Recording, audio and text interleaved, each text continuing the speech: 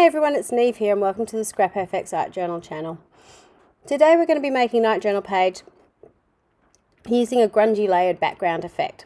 So I'm working in my Use It Up journal. You can see I've got a big pool of grey, Payne's grey ink on the background. And I'm just going in, I had some extra ink left over, so I'm just using it up. And this is what I do quite regularly to make my backgrounds. It looks like a hot mess, but that's okay because we're going to put stuff over the top. This is just to get something in the background.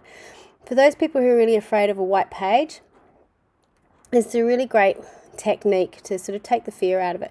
Because it looks like a mess, you're not going to ruin it by doing anything else to it. So once that had dried, I just went to my stash of Scrap FX stamps. And I'm just trying to get some more out of my little box that sits next to me.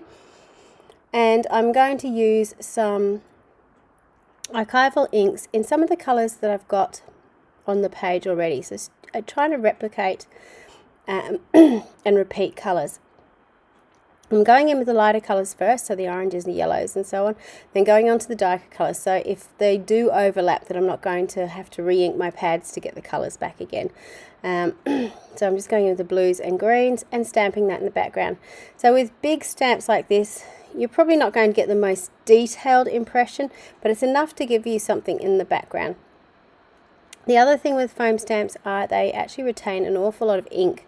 So you can actually get a few stampings out of them, which is really, really handy.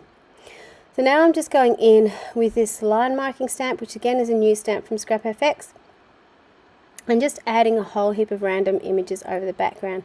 And already you can kind of see this page starting to be tied together. Even though you've got one really dark splodge on one side and then lots of different colours on the other side, it kind of just pulls everything together, which is what you're doing. You're trying to make everything look balanced. So the next thing I'm doing is going in with some of the new rice paper collage papers from Scrap FX. This is Sketchings #1, I think, from Michelle Logan. It's an absolutely beautiful piece. I just adore it.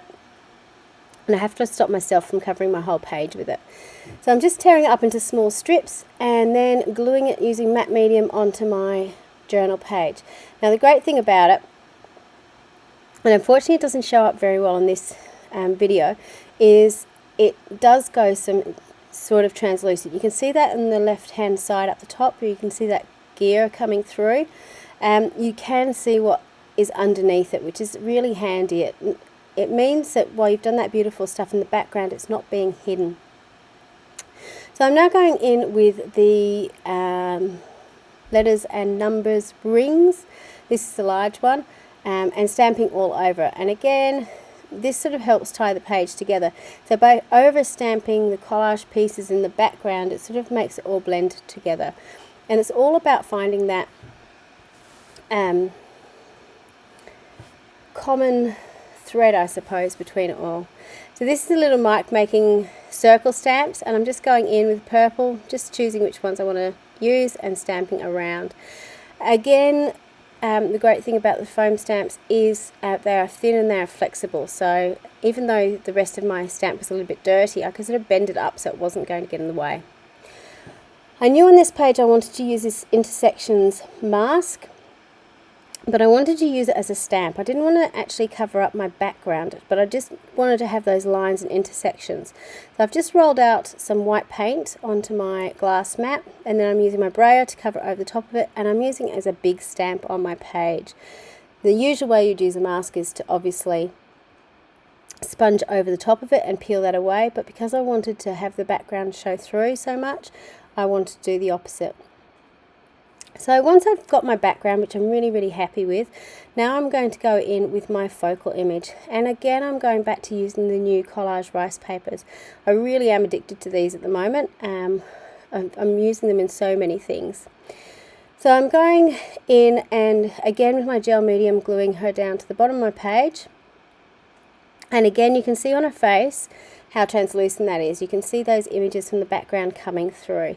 So I seal these by putting the gel medium at the back, and I put it over the top as well. I am using a matte gel medium instead of a gloss. Gloss actually makes rice papers and tissue papers go more translucent, but I knew I wanted to use colour pencils over the top, so I wanted to have something that was matte and had a little bit of tooth that would grip to it. If you've only got gloss gel medium, you can always paint over the top layer with some clear gesso, and that will put the tooth back on the page for you. So I'm just going in, I'm actually being really heavy-handed with my shading on this. She ends up actually looking completely purple. I do like to use purple when I'm shading on human figures as my dark shading, but I don't tend to cover the whole face purple. I got a little bit carried away with this girl, but that's okay. It fits in with the rest of the page. So I'm trying to work it back with some of my lighter colours, but it doesn't quite get rid of all the black that I had.